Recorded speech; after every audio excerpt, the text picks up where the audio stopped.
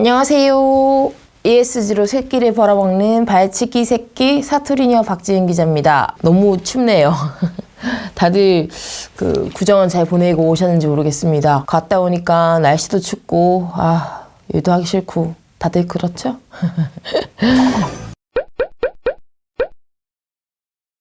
ESG 중에 G 거버넌스 관련한 얘기를 좀 하려고 합니다. G에는 많은 것들이 포함되는 것 같아요. 오늘은 그거 관련해서 자사주 얘기를 좀 하려고 합니다. 자기 주식이라고도 하죠. 자사주는 일단 회사가 자기의 주식을 사는 겁니다. 저는 이제 증권부 출신이다 보니까 초짜 때 자사주 매입이라 그러면 이게 긍정적인 호재다 이래서 막 특징주를 쓰곤 했어요. 그래서 오늘도 좀 찾아보니까 특징주 자사주 매입 소식에 몇 % 급등, 상한가 가고 이런 상황들이 있습니다. 물론 아무런 호재가 없는 상황에서 이런 자사주 매입 소식이 긍정적인 일부 효과를 가져오는 것도 맞습니다. 주가를 좀 부양하는 효과가 있죠. 단순히 생각했을 때도 주식을 사주니까 당연히 주가 부양이 좋은 게 아닌가. 그래서 일종의 주가 부양책으로 많이 써왔습니다. 일반 주주들에게도 환원 정책 중에 하나로도 얘기를 했었던 거고요. 그래서 이렇게 우리 주주들도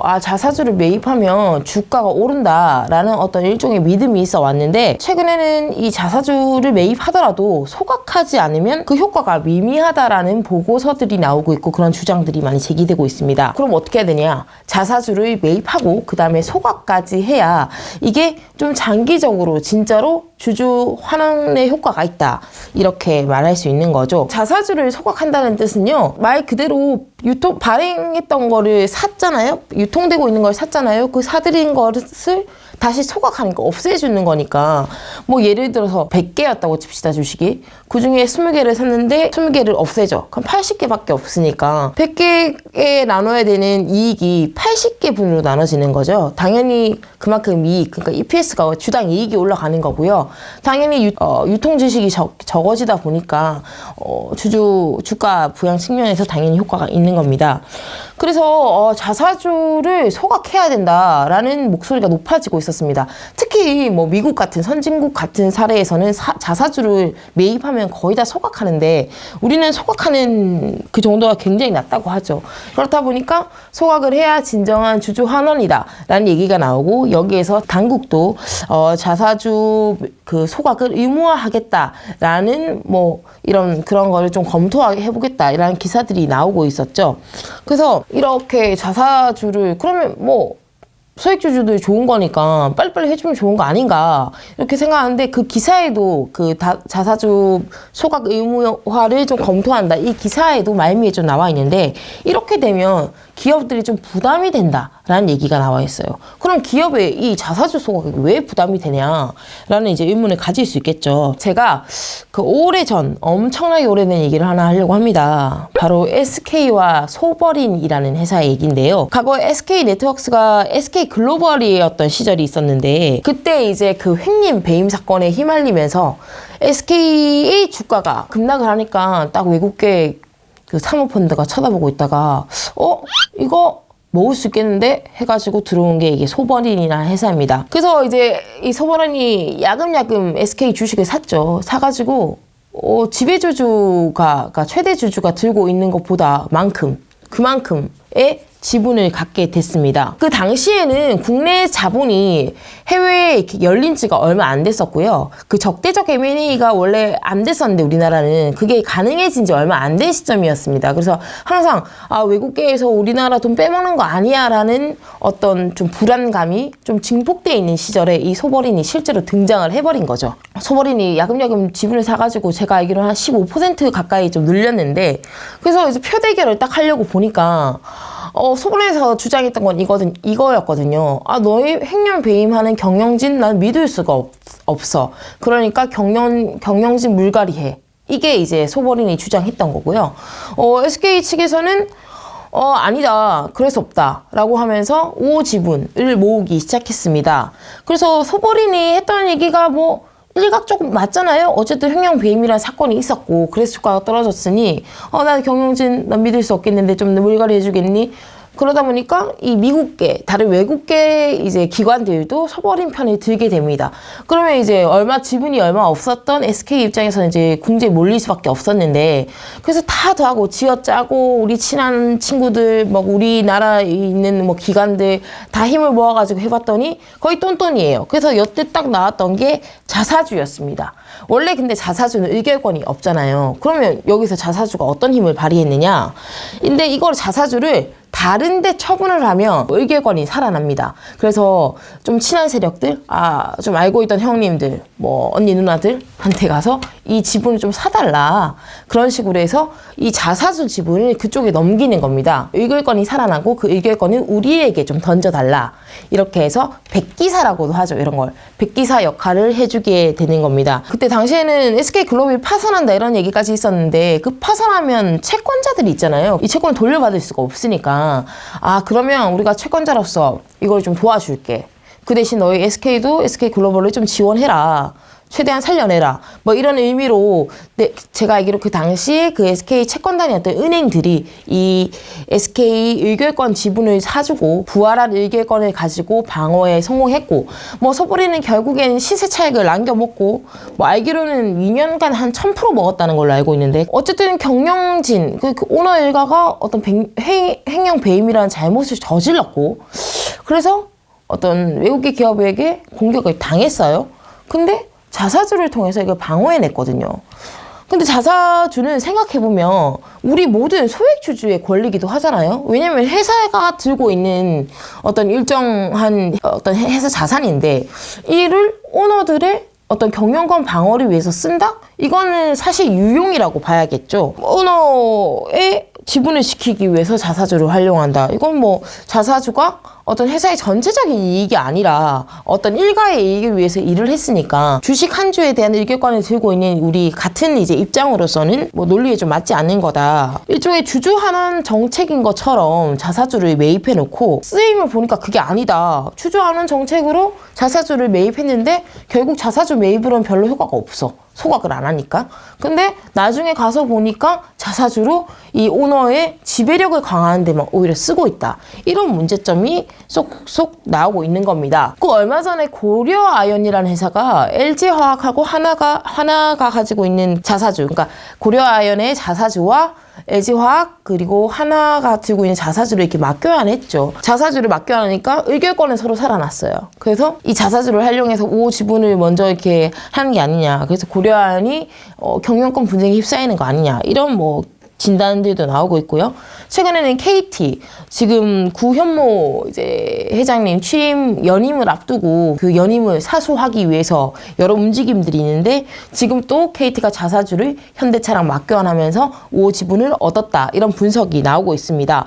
뭐 물론 자사주 교환할 때 우리 지배권 강화 혹은 뭐 5 지분 세력을 얻기 위해서 한다 이렇게 얘기 안 하죠. 전략적 제휴다 이렇게 얘기합니다. 근데 그 이면에는 어쩌면은 이 5호 세력 어떤 경영권 방어나 그 기업의 1인자를 위해서 쓰이는 게 아니냐라는 얘기가 나오고 있는 겁니다. 그 사실 자사주는 이렇게 우 지분을 얻는 것뿐만 아니라 예전에는 지주사서는 한창 할 때 문제가 많았죠. 인적 분할을 하게 되면 원래 자사주는 의결권이 없으니까 그냥 그런 거 아니야 생각할 수 있는데, 이 인적 분할하면 회사가 이렇게 두 개 쪼개지잖아요. 그리고 원래 지분 주주대로 지분을 이렇게 나누게 돼 있습니다. 그럼 자사주는 어떻게 되냐? 자사주 입장에서는 나도 내가 새로 분할되는 회사에 내가 원래 회사의 지분 자사주가 있었으니까 불안하는 회사도 내게 된다. 뭐 예를 들어 이런 거죠. 발칙한 경제가 인적 분할을 해. 근데 발칙한 경제가 원래 자체적으로 한 15% 우리가 들고 있어, 자사주를. 또 이게 분할될 때 발칙한 경제의 15% 발칙한 경제가 들고 있고 10% 뭐 보경 PD가 들고 있고 10% 여면석 선배가 들고 있고 10% 제가 들고 있으면 똑같이 발치기 새끼도 똑같은 구조로 가는 거잖아요. 보경 PD, 염선배 저 이렇게 들고 가는데, 그럼 여기 원래 있던 자사주가 어떻게 될 것이냐. 그럼 얘도 나도 원래 들고 있었으니 이 새끼 지분 내가 들고 가야 된다 해서 15%가 똑같이 가게 되는 겁니다. 그래서 이게 자사주 마법이라고도 하는데요. 그만큼 자사주에도 신주 배정이 되면서 이 지배 구조를 돈 한 푼 안 들이고도 이렇게 지배력이 강화되는 겁니다. 이후에는 또 막 현물 출자 이런 거 통해가지고 그 지분을 또 들고 오죠. 그렇게 돼서 이렇게 예쁜 모양으로 이렇게 딱딱딱딱 내려오는 이 구조를 만들 수 있는. 그래서 옛날에는 이 자사주 마법을 없애기 위해서 자사주에 대한 좀 규정을 만들어야 된다라는 얘기가 있었는데, 이거에 더해서 자사주 마법뿐만 아니라 그냥 자사주 들고 있다가 우호지분 세력을 만들기 위해서도 이게 활용이 되네. 이거 결국엔 자사주를 처음에 매입할 때는 꼭 주주하는 척하면서 매입했는데 결국에는 오너들 혹은 기업에 몇 안 되는 사람, 이 기업의 경영진을 방어하기 위한 뭐 그런 수단으로 전락하고 있다.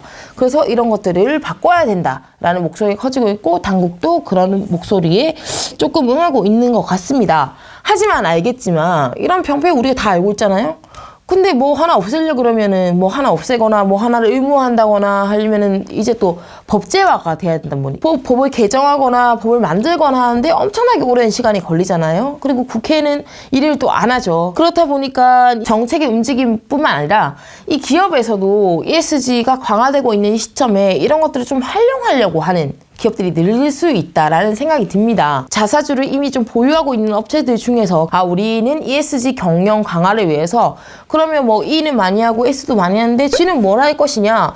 그래, 소액주주들의 어떤 주주환원 정책을 더 많이 하겠다. 그러면 우리가 자사주를 지금처럼 이런 우호 지분 세력을 모으거나 뭐 지배력 강화에 쓸 게 아니라 소각을 해서 실질적으로 돌려주겠다라고 결정하는 기업들이 있을 수 있다. 이런 자발적인 기업들이 나올 수 있고, 그런 움직임들이 좀 가팔라질 수 있다는 생각이 드는 겁니다. 그래서 ESG의 가장 적극적인 기업이죠. SK. 그 SK 얘기 많이 나오는데, 사실 그 SK와 그 소월인 사태 이후로 아주 많은 지배구조 개선을 했었고, 뭐 어떤 소액주주들의 권리나 이런 강화들도 많이 힘을 쓰고 있죠. 그래서 뭐 작년에 이제 발표된 걸로 보면은 시가총액의 1% 이상을 자사주 매입하고, 이제 소각할 거냐 안 할 거냐 이게 이제 핵심인데, 소각도 그 옵션 중에 하나다라고 밝힌 만큼 이제 소각을 할 수 있을 가능성이 좀 높아지겠죠. 그리고 뭐 관련해서 미국계 자산운용사에서도 이미 주주서원을 보내서 소각을 해야 된다라는 것을 강하게 얘기하고 있기 때문에 ESG를 굉장히 강조하고 ESG에 되게 힘쓰고 있는 SK 입장에서는 조금 이 자사주를 소각할 가능성이 좀 있지 않나 이렇게 보입니다. 그리고 뭐 최근에는 2천억 규모의 자사주 매입을 하겠다고 좀 발표를 했었는데, 이 매입되는 것 부분에 한해서는 뭐 올해 안에 뭐 3월인가에 소각을 한다고 또 결정을 내린 상태죠. 그래서 이런 소각의 움직임이 좀 강해질 수 있다. 지금 참고로 SK가 가지고 있는 자사주가 24.4%에 달합니다. 그거 말고 또 한 가지 더 보일 수 있는 데가 삼성물산도 지금 자사주를 13.2% 정도 보유하고 있는 걸로 알고 있는데요. 2020년 초에 한번 소각을 좀 염두에 보겠다 이런 얘기를 했었는데, 그래서 지금 뭐 당국의 움직임도 있고 이런 시장의 목소리, 주주들의 요청 이런 것들이 많아지는 상황에서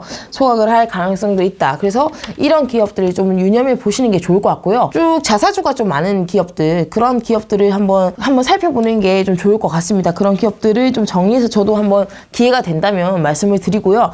그런 기업들 가운데서 좀 ESG 경영에 좀 더 힘을 쓰고, 특히나 그런 지적을 많이 받았던 뭐 외국계라든지 이런 데서 얘기 많이 했던 그런 데는 소각에 나설 수 있는 여지가 많아진 게 아닌가라는 생각을 해봅니다. 사실 지위를 좀 실현하기가 힘들어요. 특히 우리나라 같은 경우에는 지배 구조가 워낙 오너 중심으로 된 회사들이 많다 보니까 이 지를 어떻게 선진화시킬 것인가에 대한 얘기들이 좀 많은데, 자사주 소각 이 정도는 너무 확연하게 소액주주에게 불리하고 너무 확연히 이 오너나 아니면 그 경영진 일부가 유용하고 있는 사실이 있기 때문에 이런 부분들은 좀 개선을 해나가야 어떤 코리아 디스카운트 해소 측면에서도 긍정적인 게 아닌가라는 얘기를 생각을 해봅니다. 저도 이제 앞으로도 자사주 소각과 관련된 얘기가 나오면 좀 적극적으로 전달해드리고요. 또 당국에서 이러한 뭐 법제에 나서겠다, 어떤 제도를 마련하겠다고 하면 거기에 대해서도 좀 팔로우를 해보겠습니다. 오래 전부터 지적되어 왔던 문제인데요. 이 문제가 좀 빨리 해결이 돼서 우리 소액 주주들도 좀 권리를 찾고 우리 기업들도 좀 선진화되어 있는 구조다. 진짜 주주환원 정책을 주주환원 정책답게 만들 수 있는 그런 날이 왔으면 좋겠습니다. 다음 달에는 또 조금 더 재밌는 ESG 이야기 소식 들고 오겠습니다. 감사합니다.